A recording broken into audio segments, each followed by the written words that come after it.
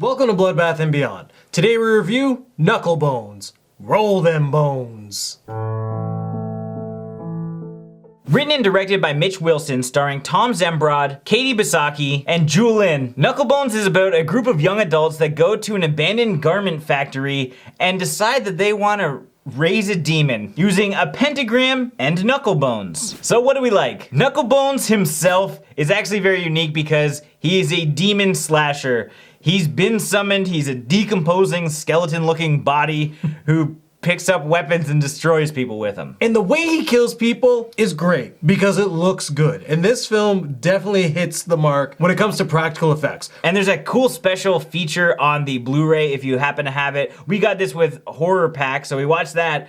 And it was neat. The special effects artists are actually a duo that work for creating like scares in haunted houses. So they know how to utilize a small budget and kind of push it to its limits and make things look cool. And so in saying that, this is a very indie feature, but it doesn't really feel like that because it's shot well and the lighting is probably better than most indie movies. Yeah, considering that this whole film takes place at night, in like an abandoned factory, they use the lighting to make it seem as natural as possible. And in most indie films, you can't see anything. But in this one, you can see stuff.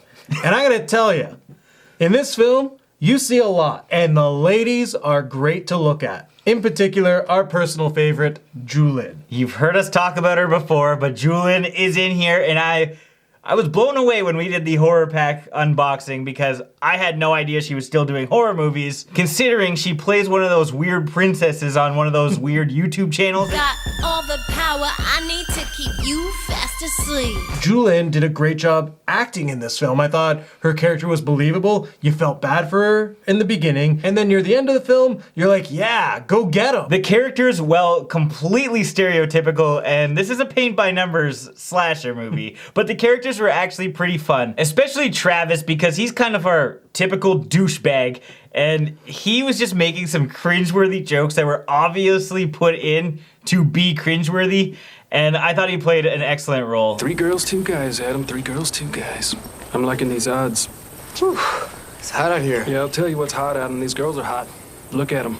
All of our actors did a great job. I just thought his performance stood out because he was so stupid. This is definitely a film that doesn't take itself too serious because there's 5 people there, and with minimal numbers, you're expecting them to be killed off quickly. But the film gives us our fodder, and we get random people just coming in for no apparent reason to further the story, but to die. And it also gives us some gratuitous nudity, which is fucking awesome, by the way. Now let's move on to our dislikes. A big problem I had with this movie is Knucklebones himself. Unfortunately, he looks really cheap. Now I know a lot went into creating the character, but I think it looked like a mask. And it's not even just the look, it's the sound of Knucklebones. The fact that he's doing these one-liners, kind of what you would see out of Freddy, is not that good for this setting.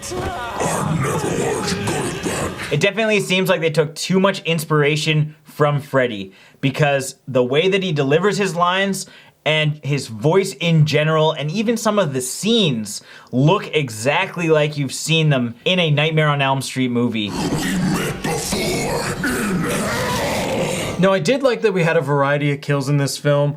What I didn't like was the impact they had. You do not really care for the characters when they die. I want to know what's going on with maybe 3 or 4 of them to actually like build and grow with the killer and our protagonist. Instead, it's just like, well, we're gonna kill 3 off right now and introduce 3 more later and then kill them off right away. So you just don't care. Like, it looks nice, but it doesn't have the same meaning. And while the practical effects did look good and the kills were fairly unique, I did have a problem with how they shot those as well. It seemed like they weren't on for too long. You see one guy get his face like smashed and it's on for maybe 0.2 of a second. Yet in the behind the scenes, they show it fully and it looks amazing. So I think the editing was a little bit off on this one. With another indie movie comes another indie sound design. Unfortunately, the sound in this does not match the video very well. The sound effects sound really weird. Looks like we're just in time for dinner.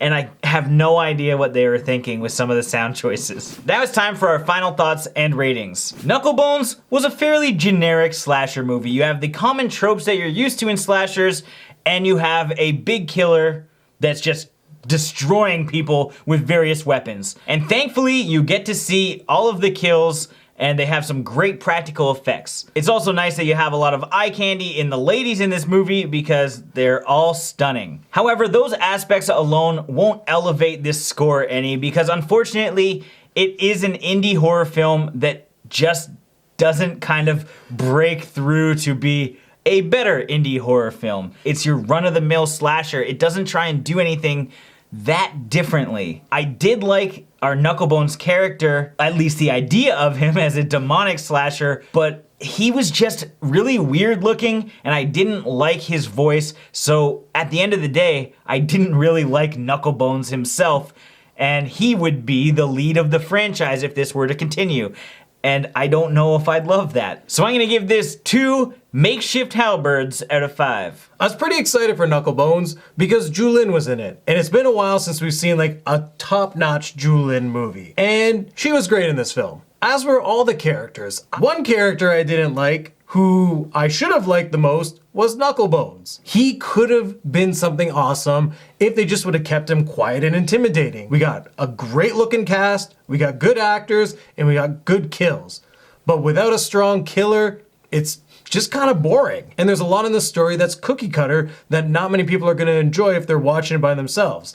I recommend with a friend because it makes it a little more entertaining. So with that being said, I'm gonna give this film 2.5 smooth talking kids out of 5. What do you give me for it? A kiss? As always, thank you for watching. Like this video and comment below with your thoughts on Knucklebones if you've seen it. If you haven't and you do want to check it out, there are links in the description where you can find it. And if this is your first time here, make sure you subscribe to the channel, stay updated with everything Bloodbath and beyond.